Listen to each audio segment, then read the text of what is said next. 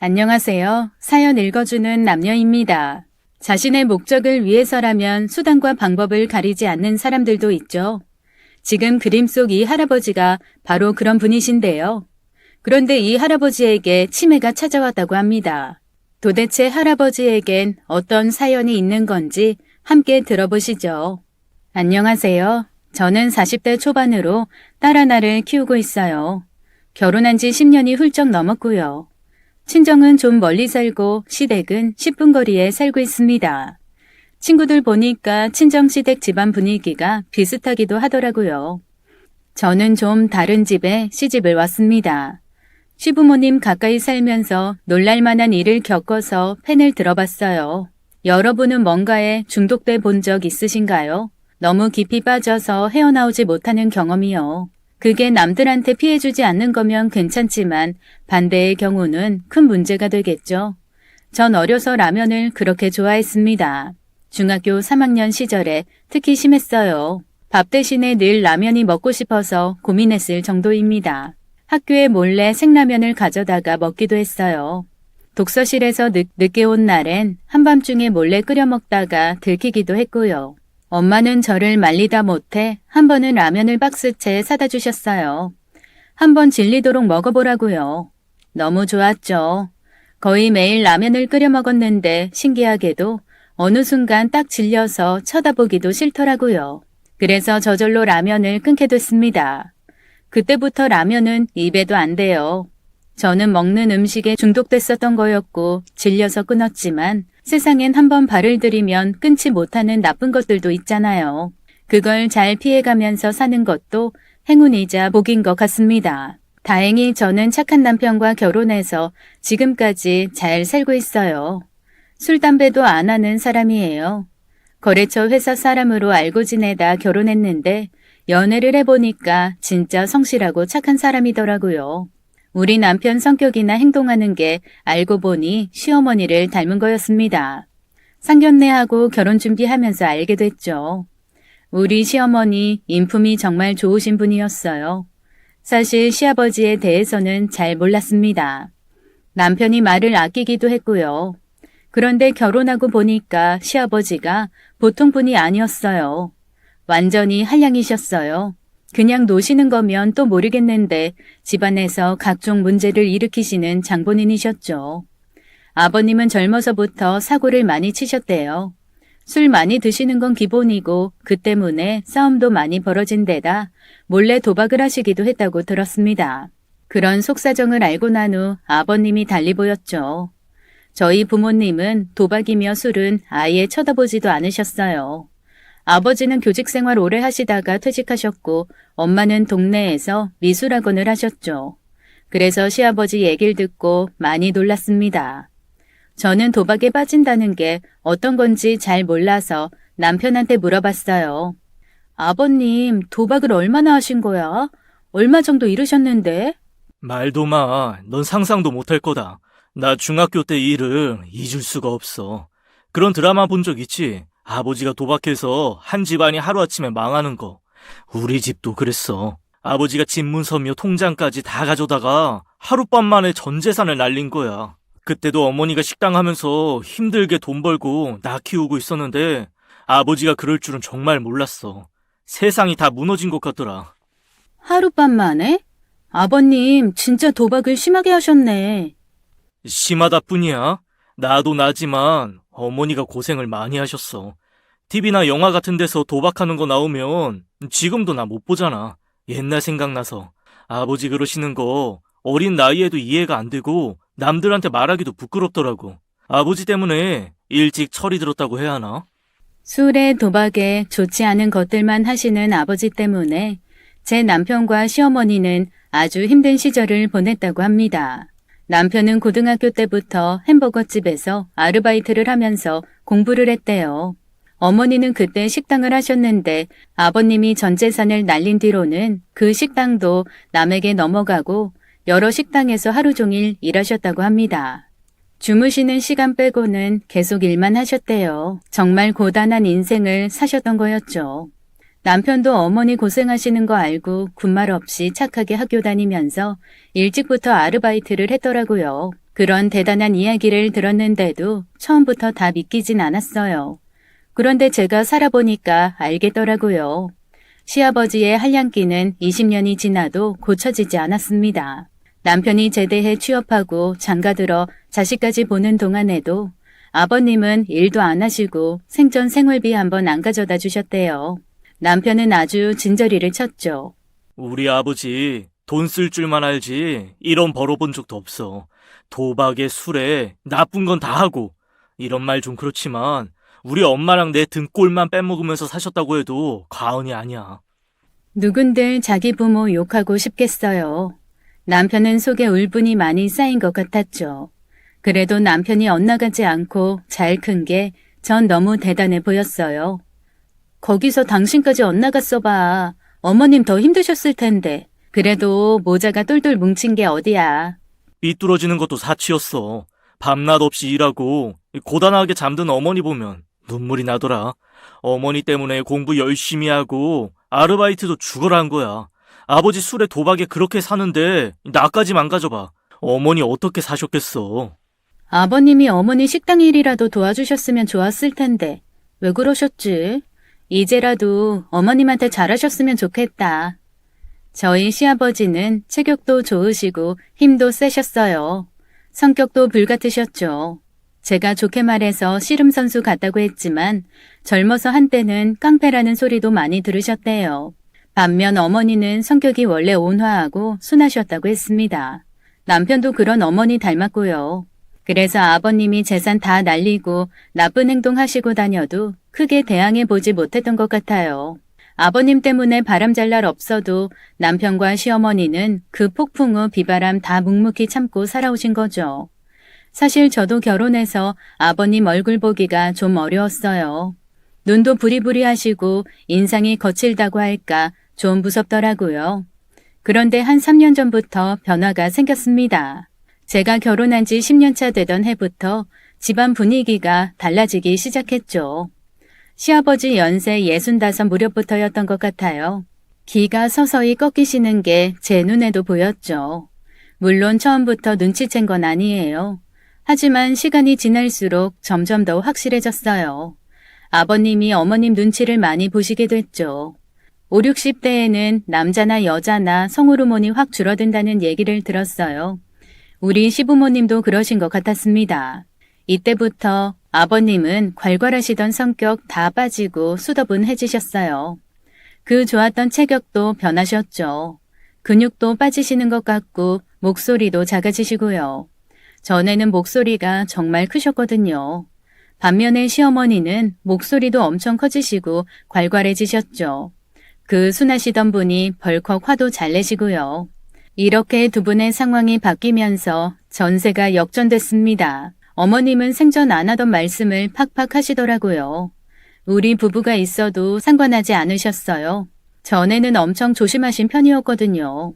순한 양을 데려다가 사나운 호랑이를 만든 건 다 네 시아버지야.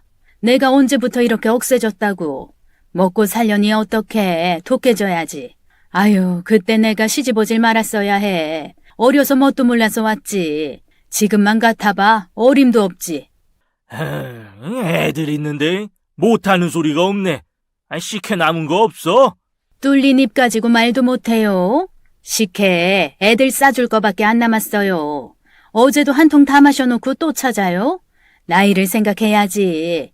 당뇨 위험 수준이라는 거 잊었어요? 당신이 뭐 한창 땐 줄 알아요? 그렇게 달게 먹으면 큰일 난다고 했어요? 안 했어요? 도무지 말을 들어야 말이지. 시아버지는 어느새 기가 팍 꺾이셨고 시어머니한테 잡혀 살게 되었습니다. 전 이런 변화가 너무 신기하기도 하고 당황스럽더라고요.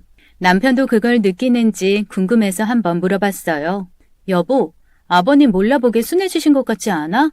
나 결혼해서 처음 왔을 때 아버님 진짜 무서웠는데 지금은 달라지셨어. 나만 느껴? 나도 느꼈어.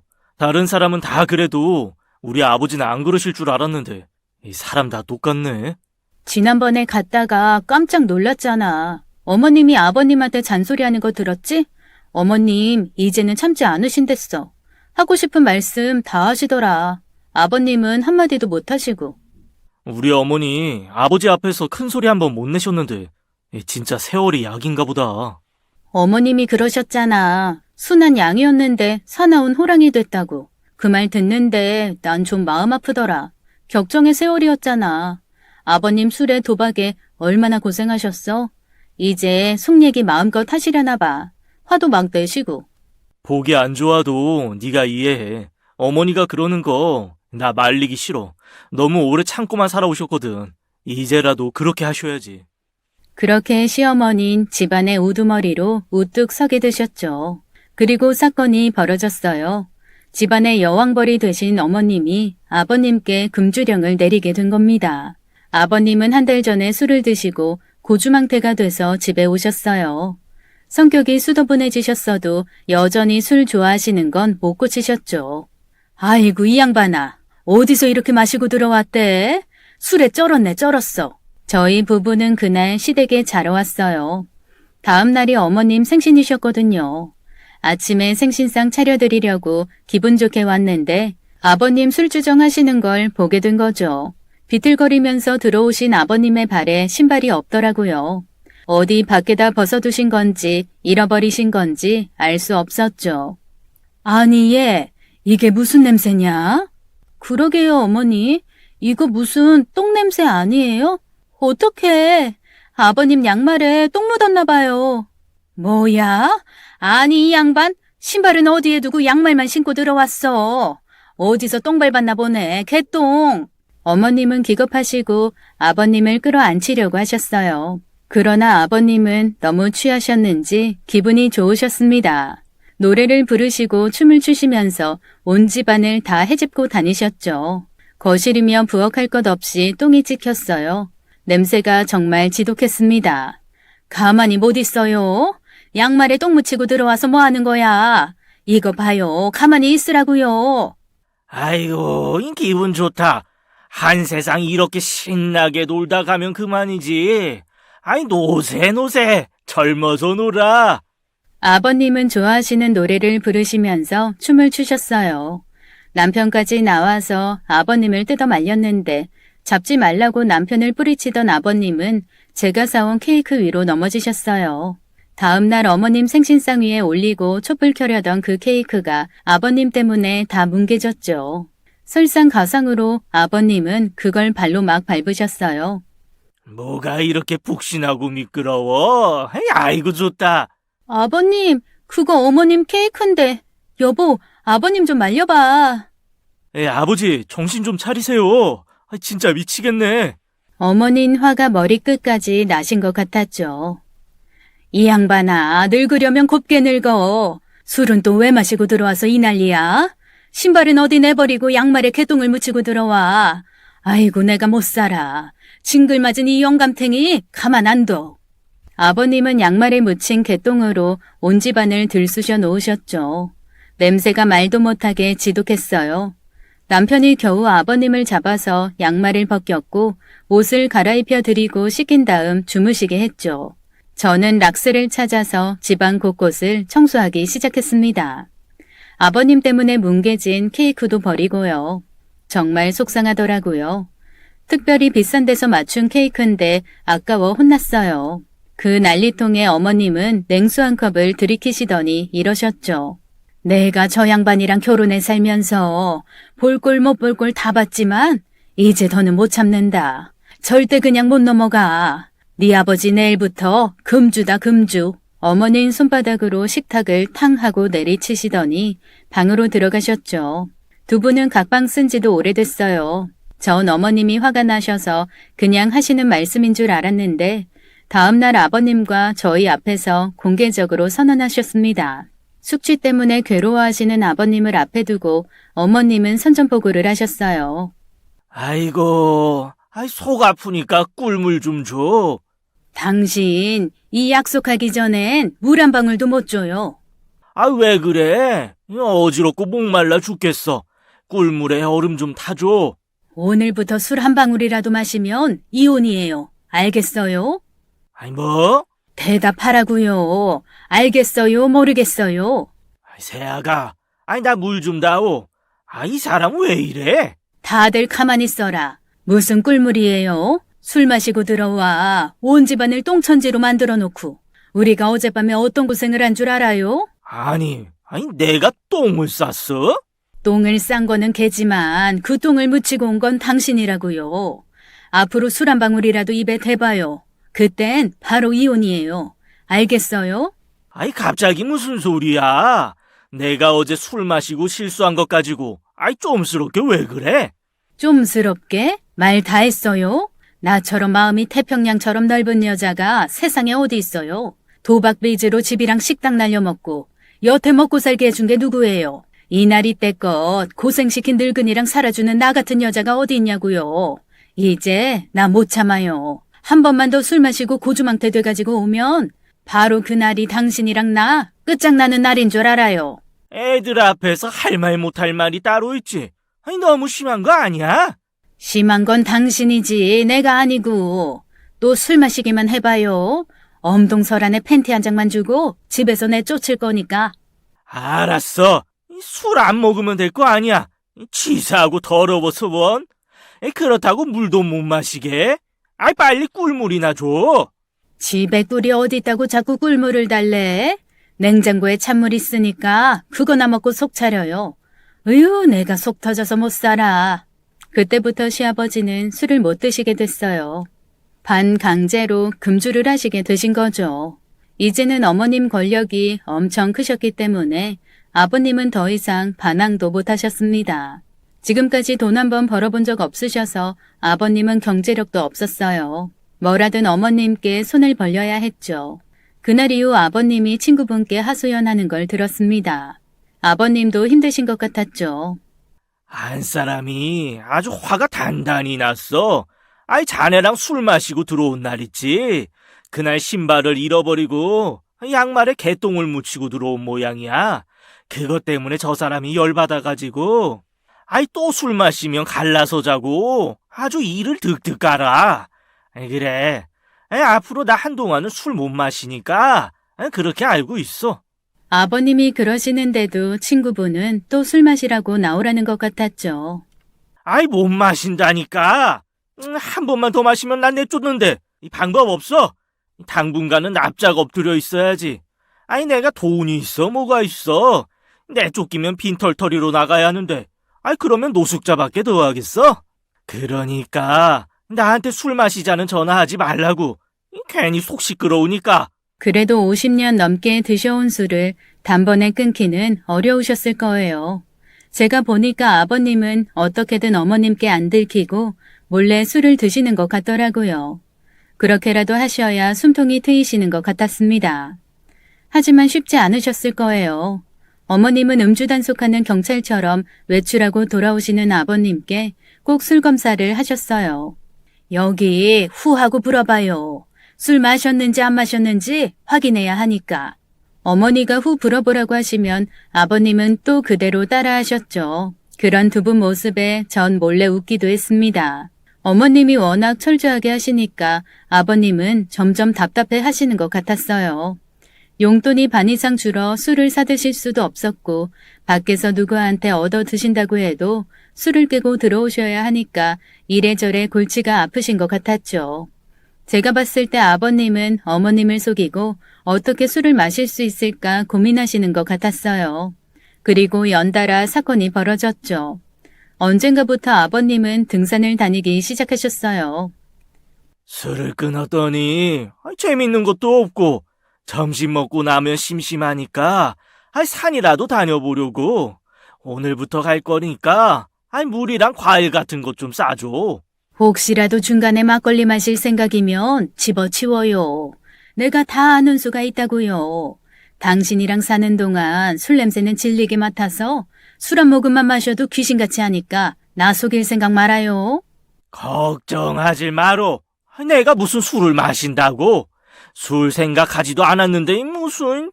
그런데 잠깐 다녀오신다는 아버님 등산 가방이 엄청 컸습니다. 전 깜짝 놀라서 여쭤봤죠.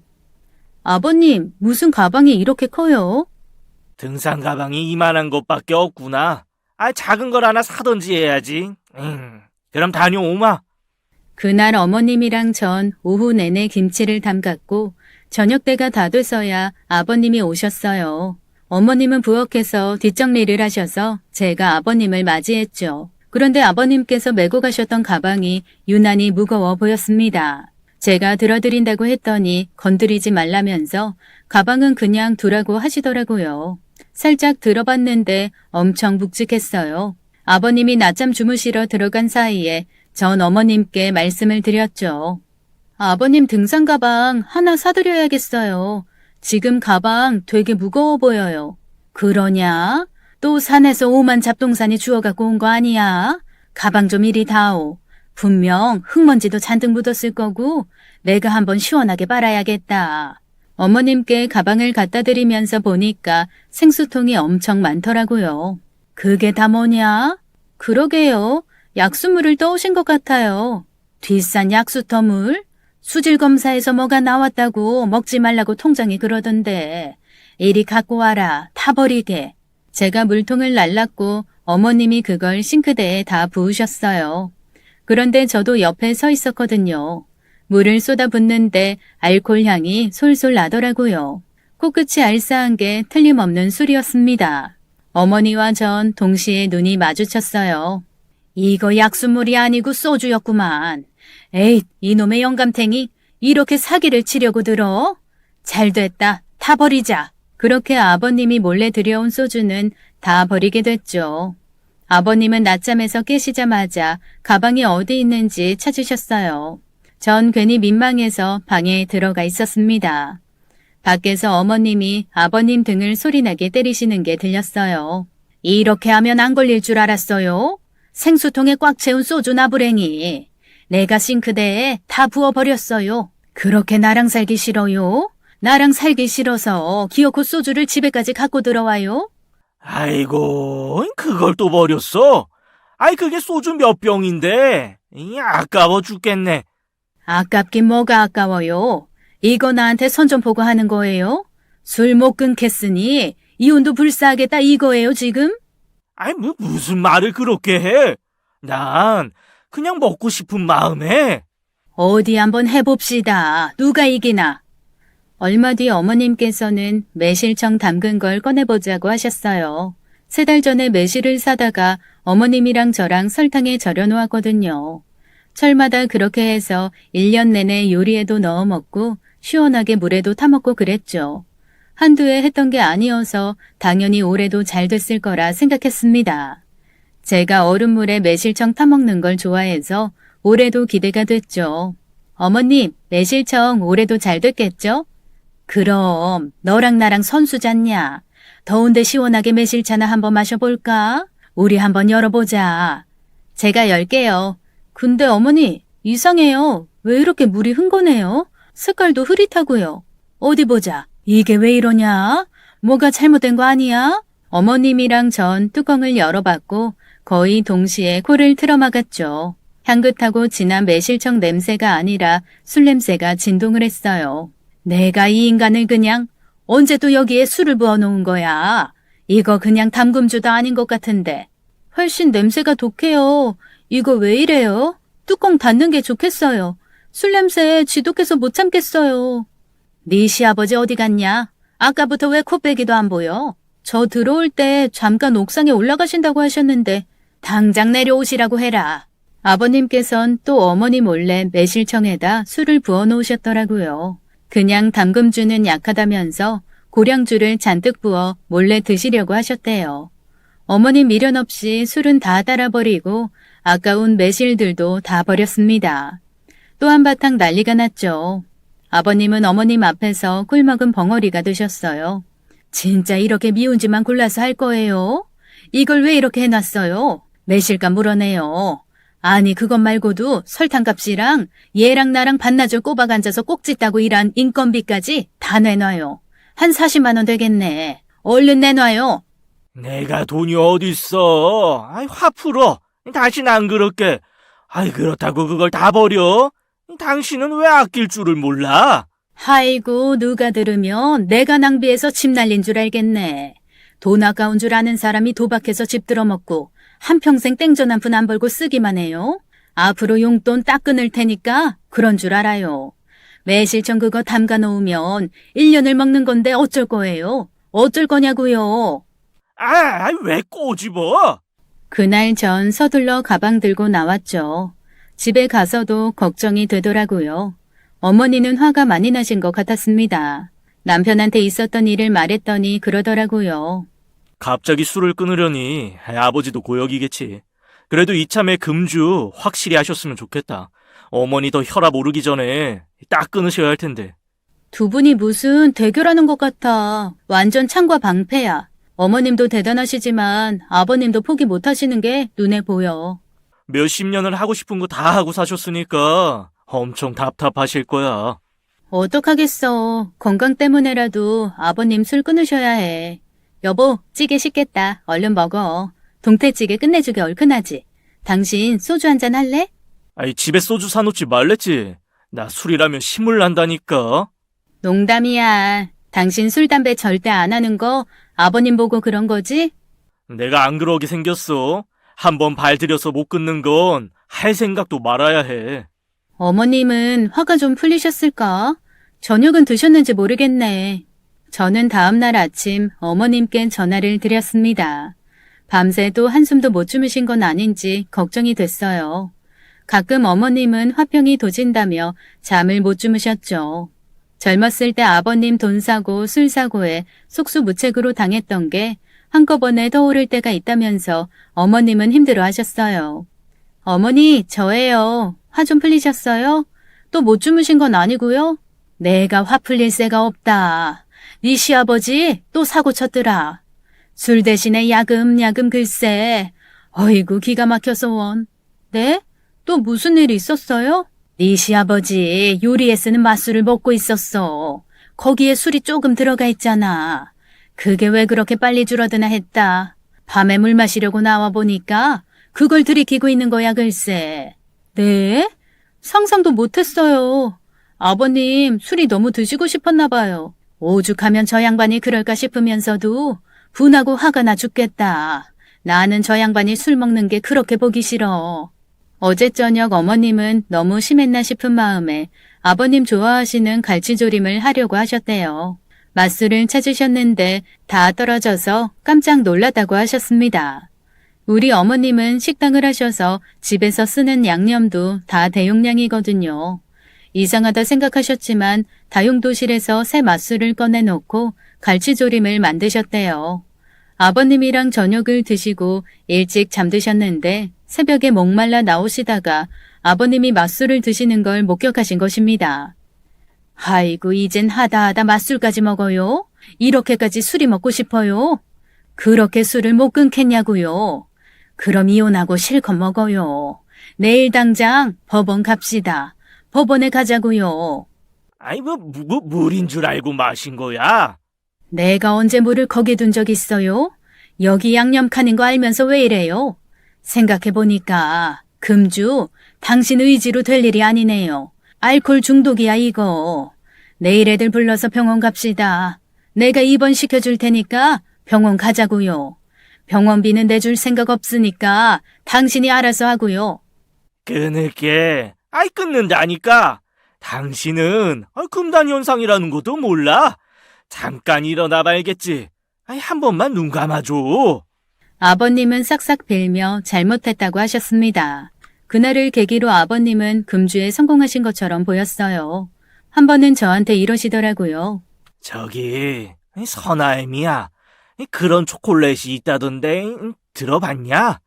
겉은 초콜릿인데 안에 술이 세 모이만큼 들어있는 그런 게 있다고 친구가 그러더라. 너 그거 아니야? 네, 아버님. 그런 초콜릿 있어요. 드시고 싶으세요? 그것 좀 구해다 줄 수 있어? 근데 어머님이 아시면 어떡하죠? 초콜릿인데 뭐 어때? 그것도 정 못 견디겠을 때 하나씩 아껴 먹으려고. 꼭 좀 구해다오. 응? 저는 그걸 구해드렸고 어머님은 그 정도는 눈 감아 주시는 것 같았습니다. 한동안 집은 평화로웠죠. 결국 어머님 뜻대로 되신 것 같았어요. 그런데 평화는 오래가지 못했습니다. 아버님이 어느 날부터 밤에 나가셔서 아침에 들어오기 시작하셨어요. 저와 남편은 그 소식을 듣고 깜짝 놀랐죠. 잠잠하더니 또 속썩인다며 어머님은 분통을 터뜨리셨습니다. 그러면 그렇지. 어째 조용하다 했어. 이 양반 밤도깨비처럼 나가서는 해가 중천에 떴을 때 들어오는구나. 기가 막혀서 원. 아침에 혹시 술 취해서 들어오셨어요? 그건 아닌데 영수상 적어. 이따 저녁 때 상현이랑 집에 좀 올래? 자식들 앞에서 거짓말 하겠니? 내가 물어보면 또 딱 잡아 뗄 것 같아서. 전 퇴근하는 남편 데리고 시댁에 갔어요. 어머님은 또 시작이냐며 아버님을 나무라셨죠. 그런데 아버님이 이렇게 말씀하시는 거였습니다. 아이, 모르겠어. 아이, 당최 기억이 안 나. 아이, 내가 뭐라고 왔는지 나도 궁금해요. 뭐라고요? 아니 기억이 안 날 정도로 술을 왜 또 퍼마셨어요? 그러다가 길바닥에 쓰러지면 그대로 저 세상 가는 거라니까. 아이, 술은 한 방울도 안 먹었다니까. 당신도 그랬잖아. 술 냄새도 안 나는데 이상하다 그랬어, 안 그랬어? 그랬긴 그랬죠. 시아버지는 정말 얼떨떨한 표정을 지으셨어요. 어머님은 혹시 도박을 했나 의심해봤지만 아버님껜 그럴 돈도 없으셨대요. 아버님 용돈은 일주일에 2만 원밖에 안 되셨죠. 그 돈으로 외출도 하시고 로또나 가끔 사시는 것 같았습니다. 얘들아, 네 아버지 이상하긴 이상하구나. 아버지 솔직히 말씀하세요. 어디 다녀오셨어요? 기억 안 나시는 거 거짓말이죠? 아니야, 이 녀석아. 이 기억이 나면 나도 시원하겠다. 답답해 죽겠어. 어디 다녀온 것 같긴 한데 필름이 끊긴 것처럼 기억이 안 나. 여보, 내가 뭐라고 하면서 나갔어? 당신이 나한테 어디 간다 말하고 다니는 사람이에요? 이게 또 무슨 일이래. 아유, 골치 아파. 며칠 후 또 아버님은 외출한다고 나가셨다가 하루가 지나도 돌아오지 않으셨어요. 저희는 너무 걱정돼서 한숨도 못 자고 아버님을 기다렸죠. 다음날 경찰서에서 연락이 왔어요. 저희 아버님을 모셔가라는 거였어요. 아버님이 집을 못 찾겠다고 하시면서 경찰서에 찾아갔다는 얘기였죠. 그런 일까지 겪자 저희 가족들은 심각성을 느꼈어요. 아무래도 시아버지께서 치매에 걸리신 게 아닐까 그런 생각이 들었죠. 시아버지께서 또 집을 나가시면 큰일이 날 것 같았습니다. 하지만 다들 일을 하고 있어서 어쩌면 좋을지 고민이 됐죠. 제가 며칠은 휴가 낼 수 있어요. 지금 당장은 제가 아버님 곁에 있을게요. 너무 걱정 마세요. 고맙다, 애미야. 정말 이제는 술 끊고 사람처럼 사는 거 보려나 했더니 왜 정신이 왔다 갔다 하는지 원. 여보, 고마워. 당신이 좀 수고 좀 해. 알았어. 너무 걱정하지 마. 내가 아버님 잘 살펴볼게. 바로 다음 날부터 전 아버님과 하루 종일 함께 있었죠. 그런데 제가 봐도 시아버지 증상은 눈에 띄게 나빠지셨어요. 며칠 사이에 저까지 못 알아보셨죠. 한 번은 이런 일도 있었습니다. 아버님 왜요? 저한테 하실 말씀 있으세요? 혹시 시장하세요? 방금 식사하시긴 했는데 뭐 드릴까요? 아줌마는 누구세요? 우리 엄마는 어디 갔어요? 아버님, 저예요. 며느리요. 선아애미요. 아줌마 몰라. 우리 엄마 어딨어? 엄마가 나 말 잘 들으면 시장에서 도나스 사다 준댔는데 도나스 먹고 싶어. 빨리 엄마 찾아줘. 제가 나가서 빵 사올까요? 도너츠요? 아니, 싫어. 우리 엄마 찾아줘. 엄마 보고 싶어. 저는 정말 당황스러웠습니다.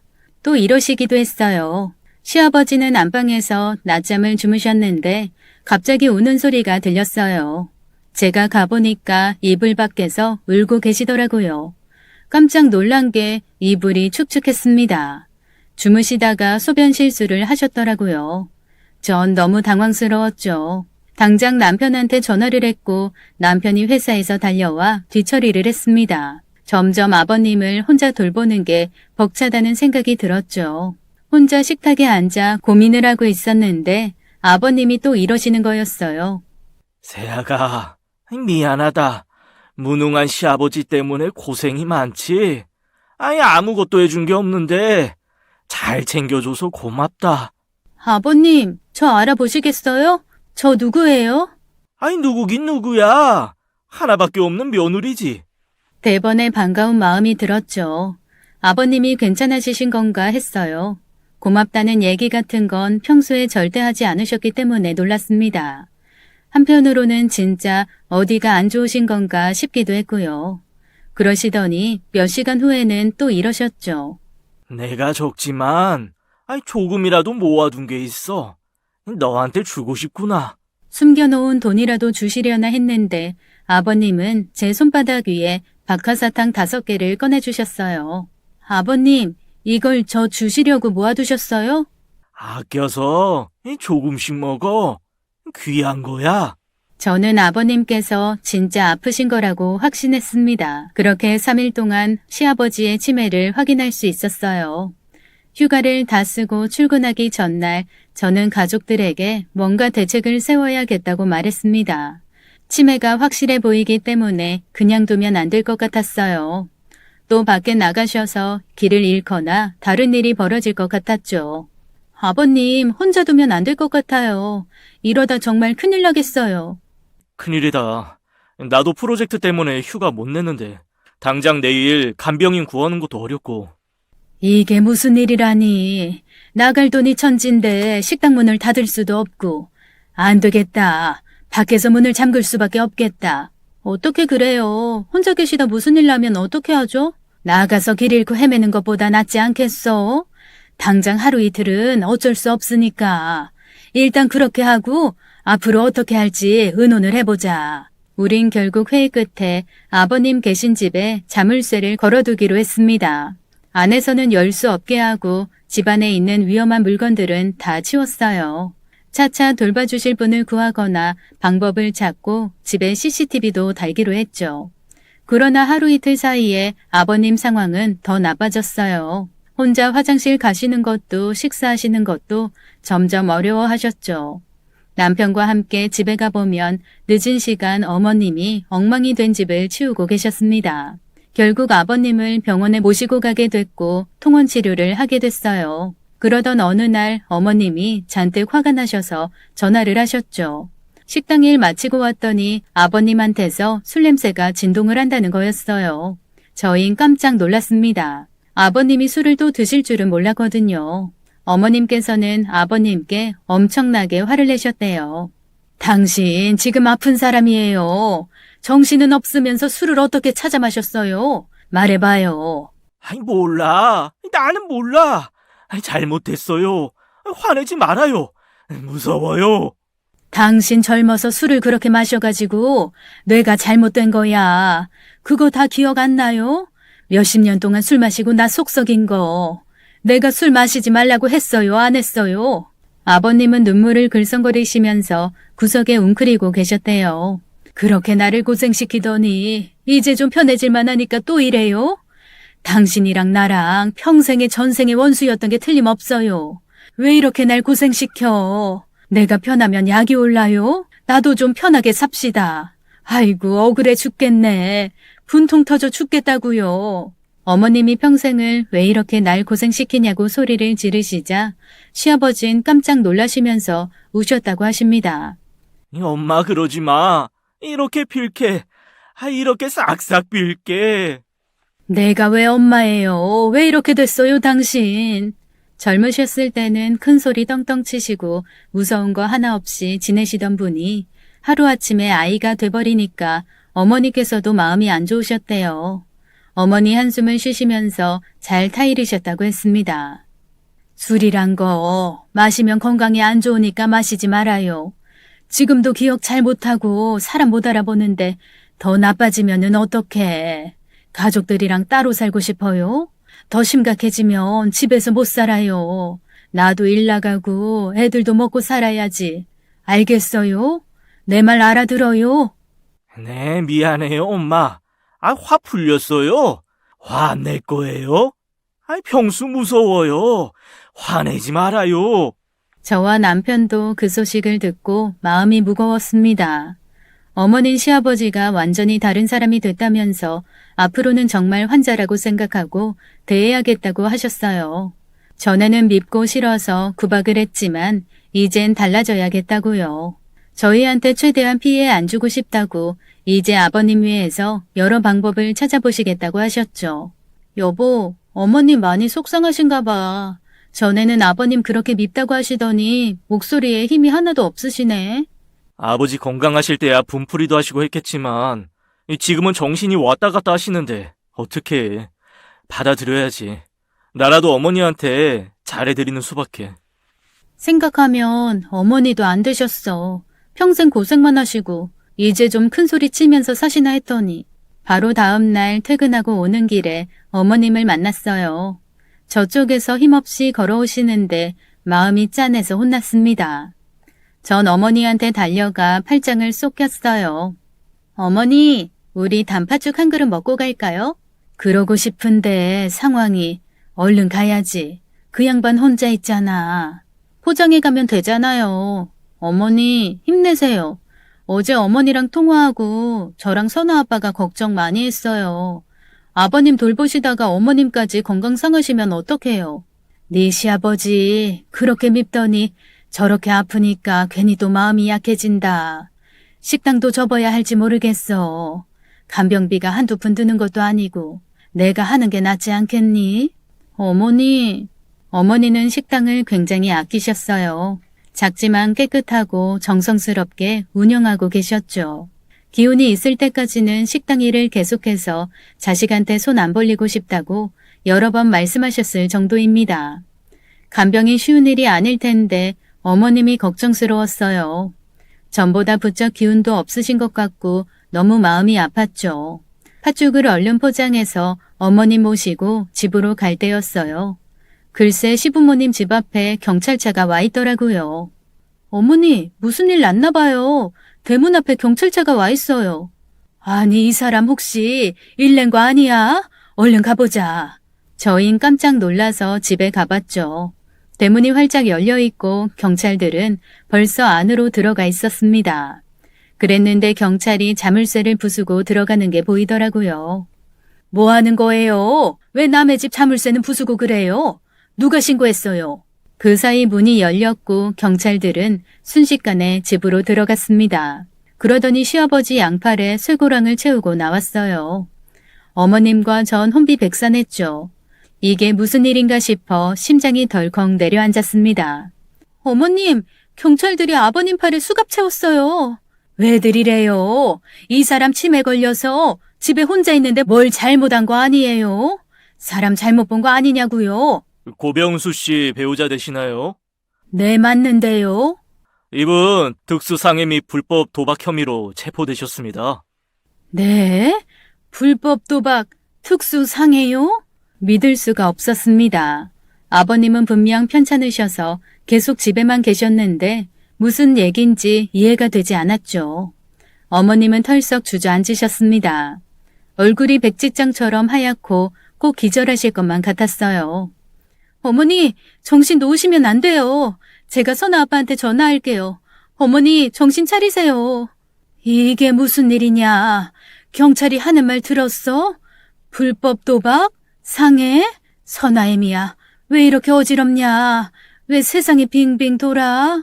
전 너무 겁이 나서 남편한테 전화해 상황을 알렸습니다. 그 와중에도 아버님께서는 경찰들한테 아이 같은 말투로 아저씨들 누구냐고 나 학교 가야 된다고 하시더라고요. 아저씨들 누구예요? 아니, 나 학교 가야 되는데. 엄마가 모르는 사람 따라가면 안 된다고 했어요. 아이, 발에 이건 뭐예요? 엄마, 아니, 나 좀 살려줘요. 엄마, 나쁜 사람들이 나 데려가요. 고병수 씨, 연기하지 마세요. 다 알고 왔어요. 먼저 체포된 정명진, 그 사람이 다 실토했어요. 치매인 척 가족들 속이고 집에 숨어 있다는 거 알고 왔다고요. 경찰들이 아버님한테 연기하지 말라고 막 화를 내더라고요. 전 순간 기가 막혀서 할 말을 잃었죠. 분명히 경찰들이 이렇게 말했어요. 아버님이 치매인 척 우리를 속였다고요. 어머님도 그 얘기 듣고 저와 눈이 마주쳤죠. 아버님은 경찰차에 연행돼 가셨고 어머님과 전 택시를 잡아 타고 뒤따라갔습니다. 가보니까 남편이 먼저 도착해 있더라고요. 여보, 이게 무슨 일이야? 어머니 괜찮으세요? 경찰들이 아버님 수갑 채우고 데려갔어. 그리고 여보, 경찰 하는 말이 너무 기가 막혀. 아버님이 치매인 척 연기를 하셨대. 우리를 다 속였다면서 막 혼내더라고. 뭐? 그리고 경찰서에서 새롭게 알게 된 사실에 충격을 금할 길이 없었습니다. 아버님은 치매도 아니었고 다시 도박에 빠져 있었던 것이었죠. 우린 모두 경악했어요. 어머니는 울부짖었습니다. 이게 어떻게 된 거예요? 재벌이 개못 준다더니 정말 당신 도박했어요? 내가 뼈 빠지게 일해서 산집이랑 식당 날려먹고 하나밖에 없는 아들 그렇게 고생시키더니 정신 못 차리고 또 그 버릇이 또 도졌어요? 식구들 다 속이면서 연기까지 하고 내가 못 살아. 억울하고 분해서 못 살아. 고정하세요. 이러다 어머니까지 쓰러지시면 어떻게 해요? 상현아, 아이고 불쌍한 우리 아들. 애비가 재산 싹 날려먹고 얼마나 고생을 했냐. 그게 끝인 줄 알았더니 또 이런다. 며느리 손주까지 본마당에 또 이런 일을 저질러. 엄마가 애초에 이혼을 했어야 했는데 이게 또 무슨 일이냐. 남편도 착잡한 표정이었습니다. 저 역시 이루 말할 수 없이 속이 상하더라고요. 아버님은 술과 도박을 절대로 끊으실 수 없으셨던 거였어요. 알고 보니 시아버지는 친구분한테 불법 도박판을 소개받았더라고요. 전에 술 끊겠다고 노력하시다가 갑자기 밤에 안 들어오신 적 있다고 했는데 그때 밤새도록 도박을 하셨던 거였어요. 해 뜨는 줄도 모르고 하셨고 결정적으로 거기 있는 사람들한테 돈까지 빌리셨다고 들었습니다. 무려 3천만 원이나 탕진하셨다는 게 밝혀졌어요. 그야말로 옛날 버릇 나오신 거죠. 돈을 다 잃은 날 아침에 나오시는데 경찰이 도박장에 들이닥쳤고 아버님은 간발의 차이로 도망을 치셨대요. 아버님은 꼬리가 잡힐까봐 너무 걱정이 돼서 핑계거리를 만들려고 머리를 쓰신 거였습니다. 치매인 척하시고 아무것도 모르는 것처럼 기억이 하나도 안 나는 것처럼 하신 거였죠. 연기까지 하면서 거짓말로 위기를 모면하려고 했지만 이렇게 경찰에 잡히셨습니다. 저희 모두 큰 충격을 받았죠. 심지어 현관문에 자물쇠를 걸어뒀을 때에도 아버님은 창문을 넘어서 여기저기 도박을 하러 다니셨다고 했습니다. 하루 종일 도박을 하시다가 가족들이 퇴근할 때가 되면 돌아와서 집에 있었던 것처럼 하셨고요. 나름의 알리바이를 열심히 만드신 거였습니다. 저흰 감쪽같이 속아 넘어간 거였어요. 또 아버님께 술 냄새가 나던 날에는 도박판에서 빌린 돈을 다 잃은 시아버지가 열받으셔서 같이 도박하던 사람을 술병으로 때리고 도망갔다고 했습니다. 시어머니 이 말씀을 듣고 진짜 이성을 잃으셨죠. 경찰들 앞에서 시아버지를 사정없이 막 때리셨어요. 머리를 쥐어뜯고 꼬집고 물고 하시는데 이성을 잃으신 것 같았습니다. 저희가 겨우 말려서 두 분을 떼어놓았어요. 이젠 진짜 끝이야, 끝이라고. 당신은 사람도 아니야. 그냥 사람 가죽만 쓴 짐승이지. 아픈 것도 연기를 해? 그렇게 고생만 한 나를 또 걱정시키고 힘들게 해? 도박에 폭력으로 수갑을 차? 젊어서는 바람까지 피더니 그 더러운 버릇 하나도 못 버리고 또 사람을 이렇게 놀래키냐고. 이혼이야. 당장 이혼. 지금 이 순간부터 당신이랑 나는 모르는 사람이야. 알겠어? 짐승만도 못한 인간아. 어머니는 저희 앞에서 모진 말을 막 쏟아내셨어요. 물론 아버님은 고개를 푹 숙이고 아무 말도 못하셨죠. 남편 역시 말도 못하게 속상해했습니다. 아버지, 어떻게 이러실 수 있어요? 저랑 어머니랑 어떻게 살았는지 뻔히 아시면서 끝까지 이러실 수 있어요? 저도 두 손 두 발 다 들었어요. 이제 전 아버지한테 조금도 희망이 없고 아버지 없는 걸로 치고 살게요. 지긋지긋한 부모 자식 연도 끊어내자고요. 죗값 달게 받으시고 앞으로 저 찾지 마세요. 아시겠어요? 자신이 버림받을 거란 생각이 드셨는지 아버님은 무릎을 꿇고 비시더라고요. 잘못했다고 마지막 실수였다고 제발 용서해달라고 하셨죠. 여보, 얘들아, 나 버리지 마. 나 이번에 들어가면 징역 살 텐데, 옥바라지는 해줘야지. 아니, 변호사라도 돼줘야지. 아무리 그래도 내가 아빠고 남편인데, 너무 매정하게 굴지 마. 나 좀 살려줘라, 여보. 상현아, 세아가. 꿈깨. 당신한텐 이런 한 푼도 쓸 수 없어. 변호사? 옥바라지? 그걸 나한테 왜 바래? 우리 이사 갈 거고 전화번호도 싹 바꿀 거야. 당신이랑 일절 연락 안 할 거니까 죽이 되든 밥이 되든 당신 혼자 다 감당해요. 우리가 무슨 죄가 있어. 그저 마음 약해 빠진 거 그거 하나 잘못이지. 사람 같지도 않은 당신이란 인간이랑 애저녁에 헤어졌어야 했는데. 가자 얘들아. 여보, 어디가? 상현아, 선아엠이야. 그렇게 시아버지는 징역 1년을 선고받았습니다. 어머님은 경찰서에서 나온 그 순간부터 아버님 관련된 일에 완전히 신경을 끄셨어요. 변호사도 안 써주시고 아무것도 챙겨주지 않으셨죠. 남편과 저한테도 일절 신경 쓰지 말라고 하셨고요. 두 분은 결국 황혼 이혼을 하셨습니다. 아버님의 치매 연기 또다시 손댄 도박이 결정타였죠. 개과천선한 줄 알았던 아버님께 그렇게 배신을 당하고 어머님 마음은 완전히 돌아서게 됐어요. 이혼하시면서 남편과 저한테 많이 미안해 하셨습니다. 하루는 남편 붙잡고 우셨어요. 다 엄마가 못난 탓이다. 진작 갈라섰으면 너 이렇게까지 고생시키지 않는 건데. 고등학교 때부터 아르바이트 하면서 공부하고 알아서 대학도 가고 취직도 하고 얼마나 자랑스러운 아들인지 몰라. 미안하다 상현아. 엄마가 속이 너무 물렀던 것 같아. 안 그랬으면 네 아버지 이런 꼴까지는 안 봐도 됐을 텐데. 어머니가 왜 미안해요? 다 아버지 잘못인데. 그런 생각 말고 이제 훨훨 자유롭게 사세요. 일생을 희생만 했잖아요, 우리 어머니. 이제 하고 싶은 거 마음껏 하시면서 즐기면서 사세요. 식당 일도 좀 줄이고. 네, 어머니. 저 사실 어머니 존경해요. 그런 상황에서 이만큼 살아오신 것도 대단하신 것 같아요. 상현 씨도 그랬어요. 어머님이 제일 멋지고 강한 분이라고. 상황이 이렇게 된 거 어머니 탓 하나도 없어요. 앞으로 자유롭게 사세요. 응원해요, 어머니. 고맙다, 얘들아. 정말 고마워.